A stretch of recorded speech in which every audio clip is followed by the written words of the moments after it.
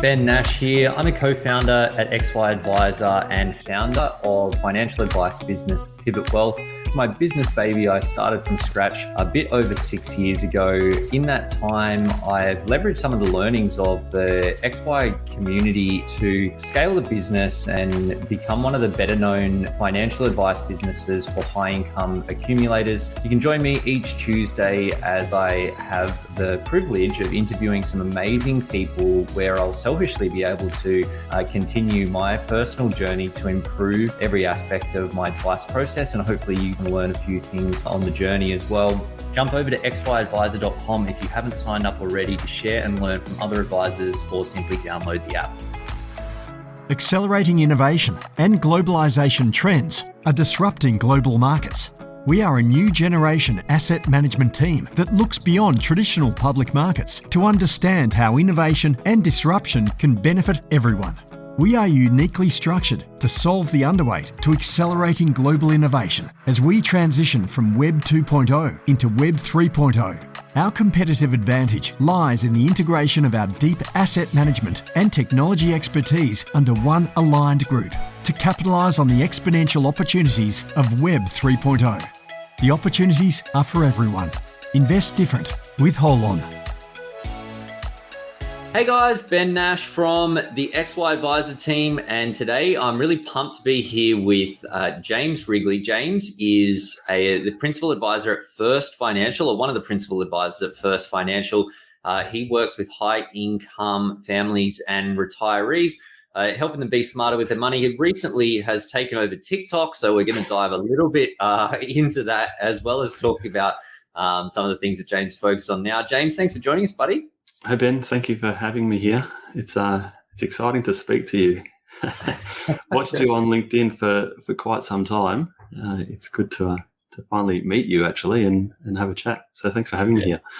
Oh, mate, good to be with you. I've been stalking you from the shadows as well. So, here we are. LinkedIn gives it away. You can't stalk too much. They give it away. That's right. Yeah. But no, it's funny, that stuff that you follow people and their stuff from afar for a little bit, and it's like you do build that virtual relationship, and it's like I know that we all see it, and I know that you see the end of it like we do with clients, and then they come in and they're saying all of these things and they understand that stuff and they're like, oh, yeah, you said that, and it's a bit weird, but I suppose it's just the way of the future, especially now that we're all bunkered down in our COVID shelters. So But James, look, I'm keen to dive into some of the business growth stuff, teams and team growth, because I think in the current environment that we're seeing, that as you start building a bit of traction, that you realize that your team becomes an all important part of what you do. And particularly for a lot of businesses at the moment that are doing well, that they're doing quite well and particularly busy. I think that partly the COVID situation has got a lot of people thinking about their money.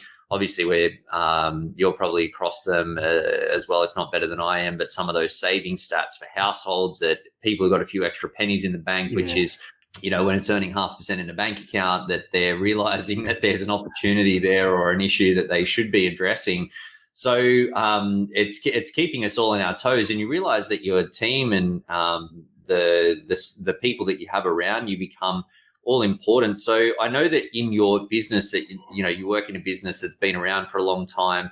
You've been around for a long time in that business, and you were just saying to me off air that you work in sort of a pod type system where you've got you've got advisors, associate support that sit underneath you that you directly look after, and then there's other pods doing similar things. So keen to pick your brain, like, what have you found? What are some of the lessons that you've learned around building a great team of people around you? Lessons that I've learned, I think you need to spend the time with each individual person first and foremost to kind of understand them and where they're at and what they want to do. We work in financial advice, and by default, you might assume that everyone has aspirations of being a financial advisor, but they don't, and that's perfectly fine. So I spend a lot of time with my team, just working through what they each individually want, and that's nothing new. Hopefully most people are doing that with their teams, but how can I kind of help you be the best version of you in whatever job it is that you want to do? So whether it's if you want to be an associate advisor for your career, fantastic. How can we support you and continue to grow? Because I think once people stop growing, that's when they start to get bored and look elsewhere. So how can we support you to continue to be the best at what you want to be and continue to challenge you so that you want to keep showing up for work each day, particularly at the moment when we're not all getting together in the office. So I'm in Melbourne. We are slowly getting back into the office, but like I was in the office 3 days last week, and I think Wednesday was the busiest day. There was 5 of us in the office, whereas before COVID, there would have been 50 of us in the office. In the First Financial is a business of about 50 people. So it is challenging, but kind of making that time to just check in with each individual person and what do they want to do and how can we continue to support them. That's the best I've been able to come up with in the last couple of years. It's worked okay. My team's going along all right. I've had some people come and go. Actually, I'll maybe talk about that later on. My team had a big changeover in the last 12 months prior, but yeah, seems to be going okay now.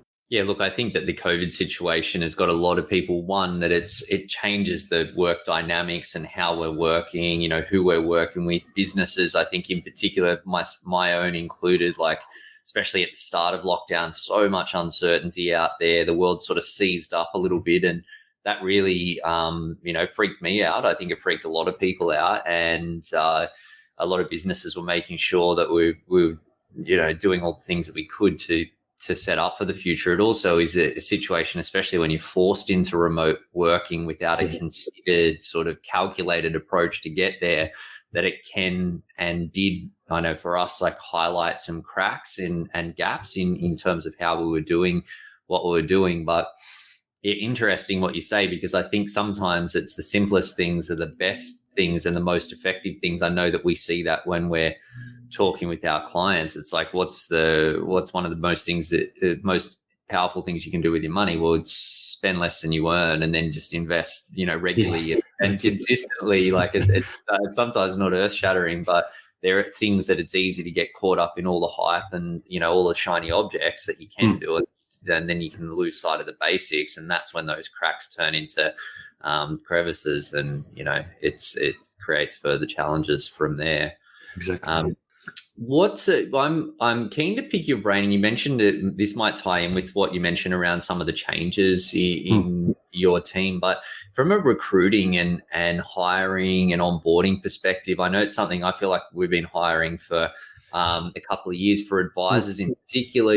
Like I've been trying to recruit for 2 good senior advisors for a few months, and I've learned a ton about hiring, from picking people's brains and reading and learning, and just having the experience around that especially for advisor hiring, I find that sometimes you've got fantastic advisors that are not necessarily going to be fantastic advisors in your business, because there's a lot of different ways to do advice. And, I know that I've had a few of those conversations, and now we're focusing on trying to make sure that they can not only do the work or the clients, but fit in with the team, have the skill set to be happy in the role and in flow as well. So selfishly, I'm keen to pick your brain.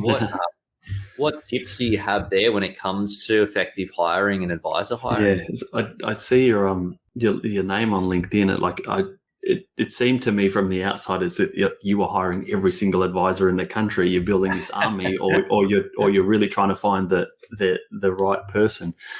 So in our business, we very rarely hire a financial advisor. Very, very rarely. I'd be able to count on one hand the number of times we've hired an advisor in the nearly 15 years that I've worked in the business. So what you're saying is I'm screwed. Is that what you're saying? Well, we kind of have the luxury. First Financial, in different names, is a bit older than your business. We have the luxury of a big team, and so that does 2 things. We would typically hire 2, maybe 3 type university grads each year into our client services team. Some of them will stay, some of them won't. But we tend to hire internally. And so we're more often hiring in at that kind of client service manager type level into our client services team. And then we grow them through the business. We were talking off air about the First Financial Way meetings that we have about, this is the particular way that we would like to explain certain topics to clients so that they're getting a similar kind of message. And so they're growing in their learning and their understanding, as well as their careers through First Financial. So most people tend to come in there and then they progress on to be associate advisors, and they'll do their few years as associate advisors. Now they're having to do their professional year studies as well, and then ultimately become an advisor. I've actually had, and kind of you're doing this already anyway, it doesn't help. I've actually had a lot of success in the last 12, 18 months or so. We've hired some really amazing people that have come about just through my LinkedIn network. And so I started putting content out on LinkedIn to try and attract clients and say, look, I'm talking about these types of things and it's going to attract a certain type of client. And eventually they start to reach out. I put out an ad. So one of the advisors in my team was going on maternity leave. Her associate advisor had just resigned, and we were looking for a replacement that was going to be a bit of a hybrid to be an advisor to some of Steph's clients when she went on maternity leave, as well as being an associate advisor for some of these other clients. And the guy that joined us had just saw my post on LinkedIn, had watched a lot of my stuff before, and then it was only because of my post on LinkedIn went to the job ad on Seek and put in an application. And since then, we've had another few other people have joined in different areas. We've had a really great new hire in an associate advisor in our business, someone else in the client services team that have just come through that network, but they've been seeing the stuff that I'm talking about and the stuff that we're doing. You go, oh, that's really interesting. And they kind of gel with it and then have applied for jobs and have been absolutely amazing people in the team. So it's happened that way. We're finding recruiting through recruiters. It's not the recruiter's fault, but the market's really tough out there for client service managers, for associates, for advisors. The good ones are being snapped up within a couple of days. It's so tough at the moment, and salaries are continually going up. Yeah. It's a challenge. Yeah, it's an interesting space, and we've got a great recruiting partner as well. But like you say, it's sort of the market is the market. And for us, we're now in the process of growing our own advisors. It's just that we have a need. So I think that these advisors that we hire are probably the last advisors that we'll hire. But it's like you say, that the advantage of an established business has been going for a long time, that's been growing for a long time, is that you bring people in and then they can develop, you can grow them into that role. And I'm pumped that I think that the associates that we've got now will grow into advisors and pick things up probably more quickly than even someone with 10 or 20 years experience, because they already know our way of doing things and all of the different aspects of the role. So they definitely will. From our experience, you will have a much better experience with those that are growing within the business. It's just hard to get there. Now, the problem that we can come across at some points in time is if we've got these clients coming in and we desperately need another advisor, but the next person that's kind of on that career trajectory is maybe 12 months or so away, particularly in a professional year. It makes it really tough if you're relying on promoting within. It makes it really tough to fill that gap. Yeah. You definitely need to make sure that you got plenty rising up to fill things at the right time. So, well, hold the phone on that one, James. I'll be sure to fill you in when we crack the code. But mate, I'm keen to. You've been in your business for some time, like a decade and a half, pretty much. Not that you look old enough to have been doing anything for that amount of time. But mate, I'm keen to understand. And you were telling me that your business has gone through a number of evolutions. Clearly, it was a fairly established business. It's been around for a long time. Yep. The question that I sometimes ask in these conversations is like, how have you built out the service solution? But what I'm keen to hear from your side of things is like, what's changed in that time? What have been the key progression of what you're actually delivering, what problems you're solving, and how you're going about it in the time that you've been in your business? Look, I think for the most part, the broader First Financial business is still working with the same demographic of client that we always have. So we have a long history, and then in the part of the business that I work in, a long history of bank execs retiring, lots of money in super, hundreds of thousands of dollars in bank shares, and saying, James, what do I do now? I'm used to collecting my salary. What do I do? How do I reshuffle things? So we're still now, like, there's just this, there's always new 60-year-olds or 65-year-olds that are faced with those same type of problems. And so sure, the way that we deliver advice is a little bit different now than what it was, but it's still solving that same type of problem. In addition to that, there's me and a couple of others that are of a similar age to me, and you'll see this yourself. You tend to kind of attract clients that look and smell a little bit like what you do and are going through similar kind of things that you do. So I now find myself working with a whole lot of higher income families. They're late 30s, early 40s, couple of kids. They're often at school. They've got their house. They've settled into it. They've got some money in their offset, and they're saying, "What's next?" We've bought the house. Kids are settled. We've done all those things that someone's told us we should do. All of these kind of life events, and it's how do we make the most of the financial position that we find ourselves in now, so that when we are 60 or we are 65 or we are 70, we can have that ideal retirement whilst enjoying life now. It's this kind of balance of spending time and money on doing things now versus later on. We never used to do much in that space, so doing a lot more there now, with mortgages and borrowing money and offset accounts, and you were talking off air about your employee share scheme videos and things that you're running, like a lot of that type of stuff. Whereas 10 years ago, 15 years ago, we did none of it. If you weren't 60 years old and knocking on the door of retirement, we couldn't help you go somewhere else. Whereas now there's a few mid to late 30-something-year-old, early 40-something-year-old advisors that are juggling those problems themselves, and they find themselves working with clients that are juggling those same problems too, which is exciting. I enjoy it.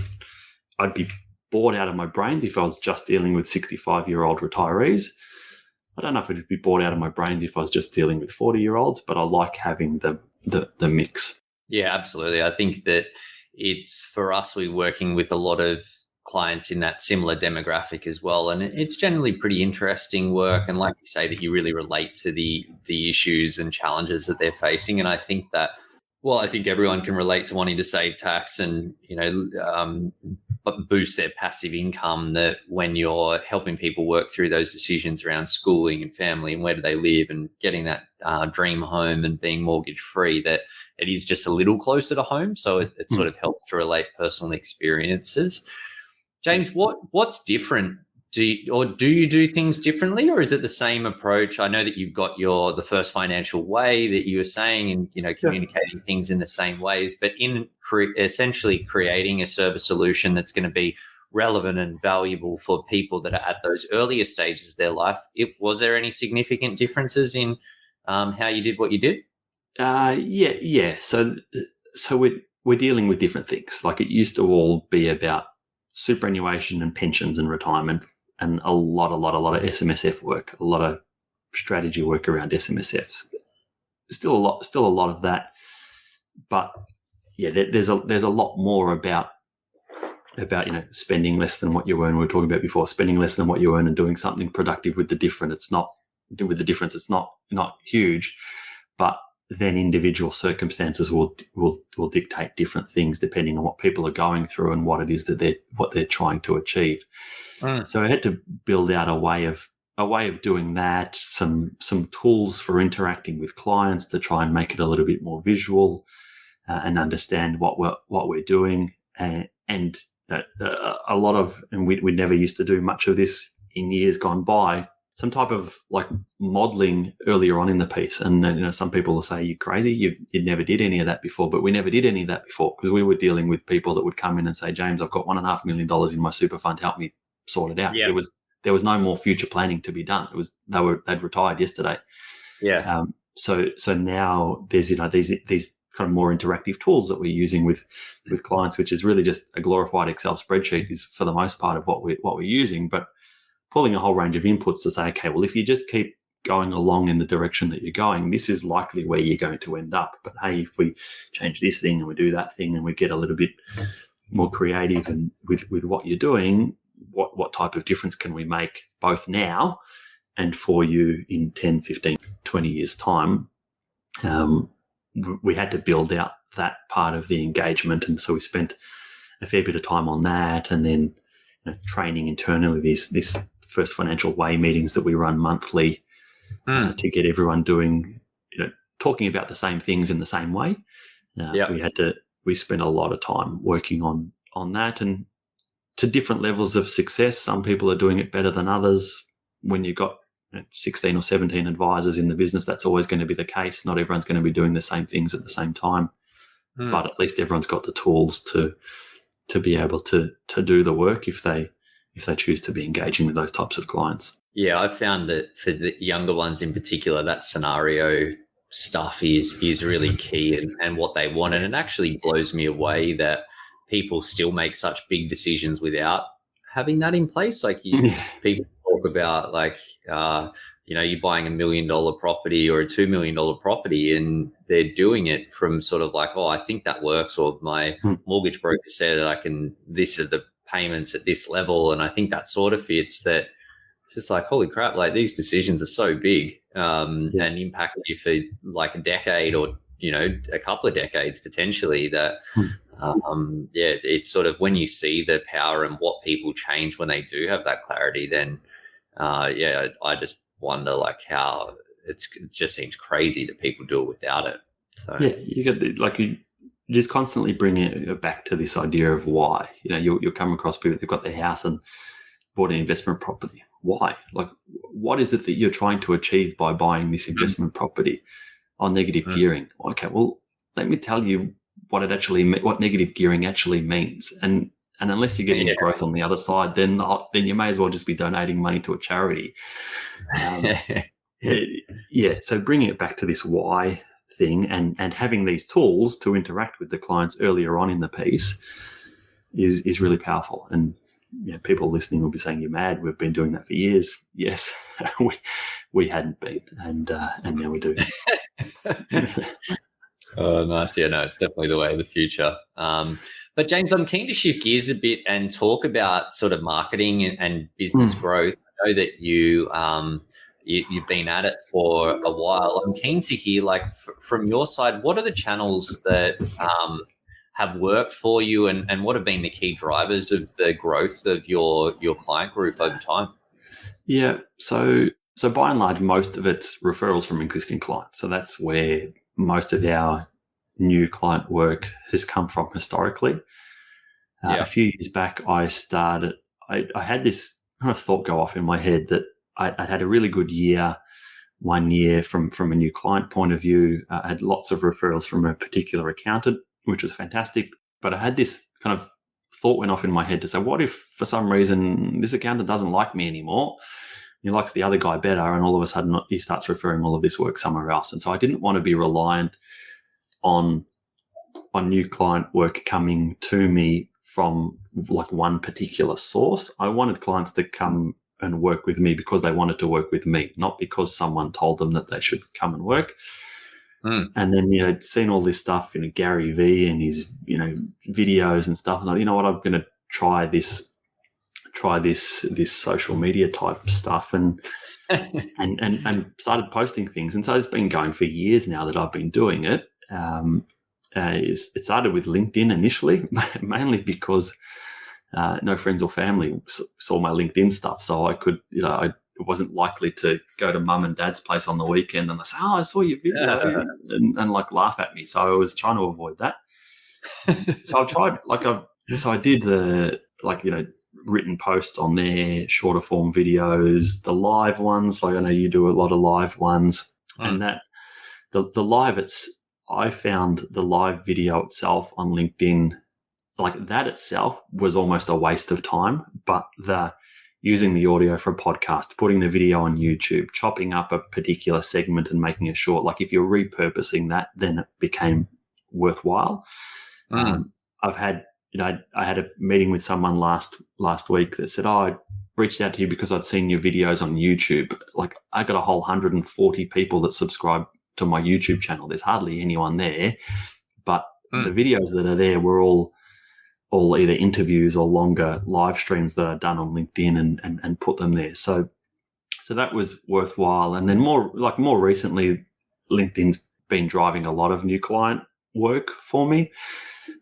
In the most recent fortnight, 2 to 3 weeks, it's been TikTok, which is just completely unbelievable to me. I put up a video a few weeks ago about how do you go from having the house that you live in with a mortgage to that upgrader house, and you want to keep the first one. How should you go about doing that with your mortgage and your offset accounts and those kind of things?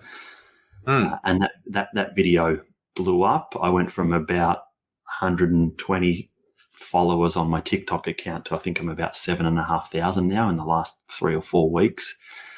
And the number of new clients number of people that have been booking in phone calls to have with me to ask some questions, and some of them are progressing to advice is just unbelievable. I can't even comprehend. It's huge. Yeah, that's amazing. And so, because you've only been at it for how long on the TikTok? I'd had the TikTok account since some point last year, but I wasn't really using it. I just joined TikTok because I saw this thing, and I put a couple of videos, and you might get 100 views or something. They just didn't go anywhere. But I had one video that's, I think it's up to something like 70,000 views by now, and that kickstarted a whole lot of people connecting with me. And then you get a lot of people asking questions, and TikTok has this amazing feature where you can reply to the question with a video. So someone will ask some question and I just point the camera at my face and spend 30 seconds to a minute and a half responding to their question. And that then drives more questions. And so now I'm finding that I'm probably doing, like I might do one original video a day and maybe 3 or 4 responses to questions each day. And I've been doing that for the last 3 or 4 weeks. And yeah, we're getting lots and lots and lots of people inquiring, like reaching out directly from TikTok to book in meetings. Our our contact us web form that we have on our website is just like we've had 4 times as many people, go through there than what we normally would. It's amazing. Yeah, wow.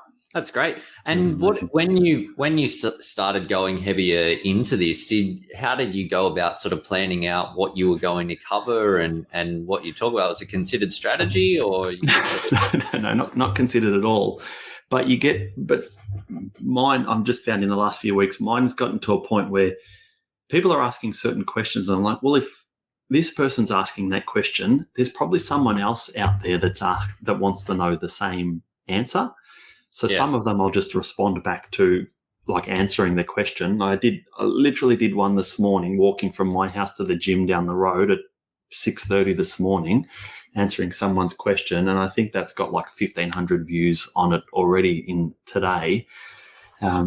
It started out with I was recording some more videos for LinkedIn. I was just set up here at the desk where I am, and I had the camera set up, and I was going to do some more videos. And I thought, you know what, I've had these ideas. I've just recorded something. I'm going to spin the camera around to make it vertical, and I'll just record the same thing, but just a bit more concise to post on TikTok. And I did that. I had 3 videos that I put almost word for word the same thing. Some were landscape I put on LinkedIn. Some I made it vertical and put it on TikTok. And one of them happened to get some traction, and it's built up the following from there. So as far as TikTok goes, my page is tiny, but it's more than our financial planning business can cope with. That's great. And you wouldn't think, like I'm not really a TikToker, although I see that the massive popularity of that sort of platform.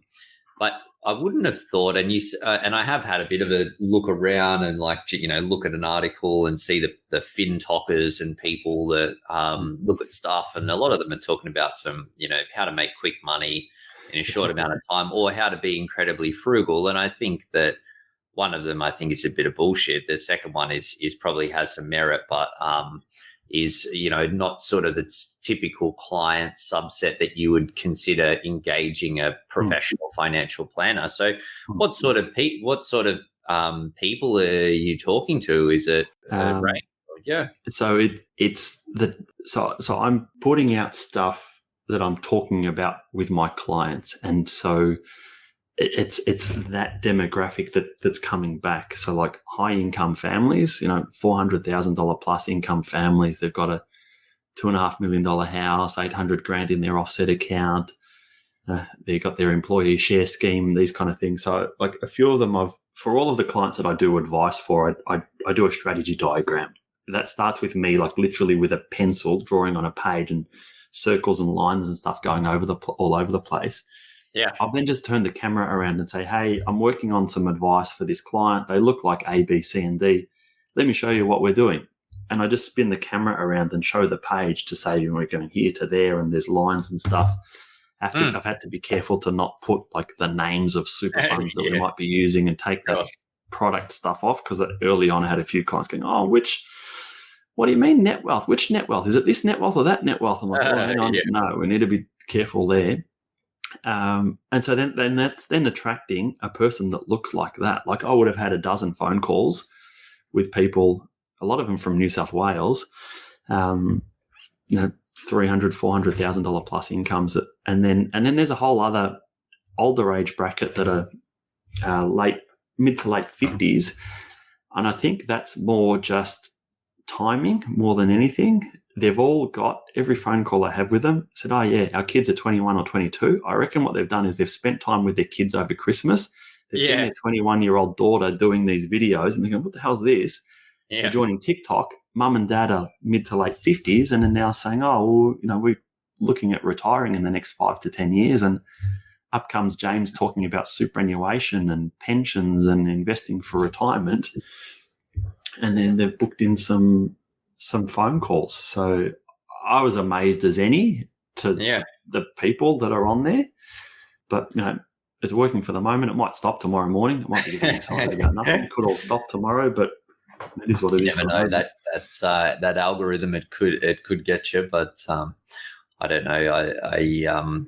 It sounds like it's delivering some great results, and it's interesting to hear, especially with the older demographic. I wouldn't have picked that those you would think people in their 50s and 60s are cruising TikTok looking for how to retire or their super. Like questions about when can I access my super and the age pension, and what if I take out all my money from super to buy a house? Can I then claim the age pension after? Like all of the, like lots of these types of questions popping up all the time from 60-year-olds. It's amazing.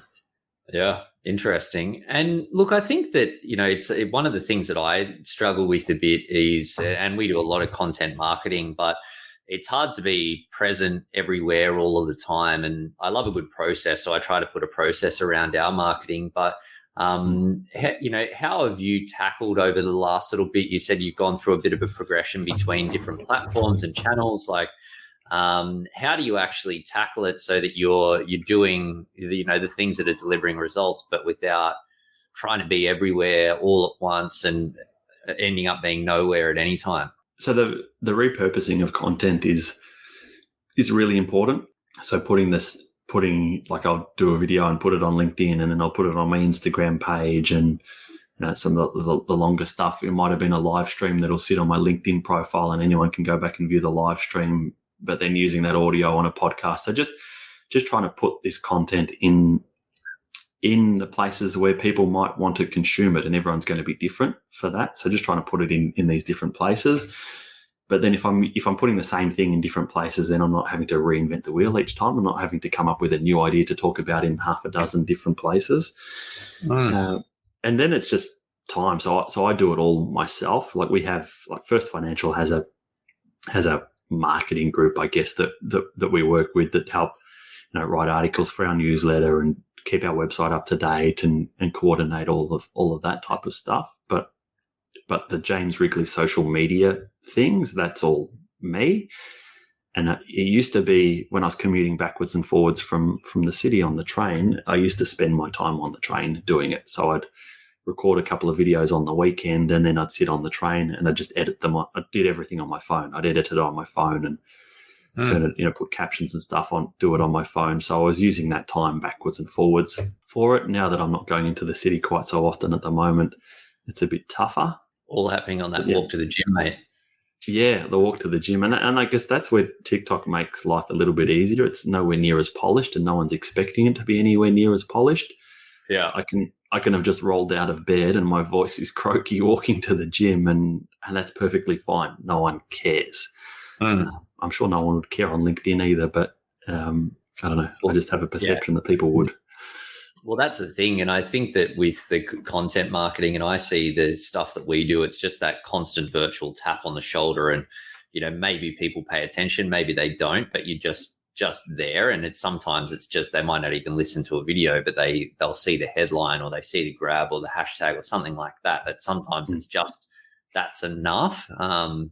And yeah, I think it's easy to, I know that when I first started doing content, I was trying to, script videos and like nail them out and chopping together sentence after sentence and green screens and all this stuff. And really, like, you just go, okay, well, there's a phone or there's a webcam, like fire that bad boy up and off you go. And, it's going to connect with people if you hit the right person at the right time with the right message. And it probably doesn't matter too much what's happening behind you, or whether there's some guy drilling in the roof above you, although maybe that matters a little bit. But it's sometimes, like I say, that's enough. It is, yeah, it is. And it's just, I've had a few conversations with people that have reached out from LinkedIn that said, I've seen your stuff for like 4 years, or, we connected so long ago and I've no interaction with them whatsoever. But it's like, if James's face keeps popping up, he must be doing something all right. Otherwise, he would have gone out of business. And if he keeps showing up, well, then it's this whole kind of know, like, and trust thing. If he keeps showing up, you just subconsciously, they build a level of trust, and eventually, when the time's right, we'll reach out. That's right. Yeah, I think that when it comes to content marketing in particular, there's so many fly-by-nighters that people come and they talk a big game and they're spouting off this stuff, but then they go away or things change and they just don't focus on it. Whereas when you're just consistent and there, that people see it and go, oh, that person, they don't look crazy, or they don't look too crazy. And then it's just like 6 months later, a year later, 2 years later, 3 years later, 4 years later, like, you're still there. And they're going, okay, well, no one's throwing stuff at this person. Like you say, they haven't gone out of business, so they must be doing something okay. Maybe it's worth a conversation. Yeah. But mate, I very much look forward to our next conversation where you can tell me about the TikTok domination and how that's progressed. But really appreciate you sharing your insights. It's great to see it coming together.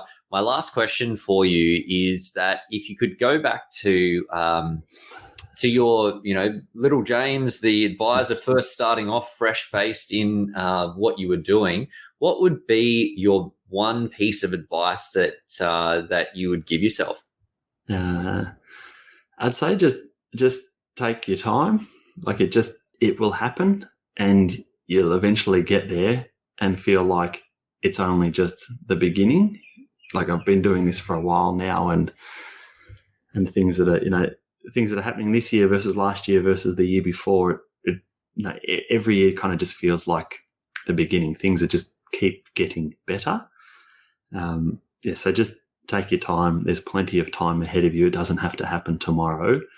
And you'll get there, and you'll go past where you thought you might have been able to get to. I love that. Just like our clients, that I think that that we have this constant frustration that you're, especially as someone that you're sort of bit master of your own destiny, that you're always looking at the next thing and the next thing. And sometimes you can get frustrated with things not coming together the way that you want. But often when you look back at what's happened, then you see that all of the progress that has been made, and give you the motivation to keep on that path. So, mate, very, very wise words, James. Well, thank you, sir. Really appreciate you sharing your insights. And like I say, look forward to that TikTok domination in the next one, bud. Thanks, Ben. Thanks for having me on.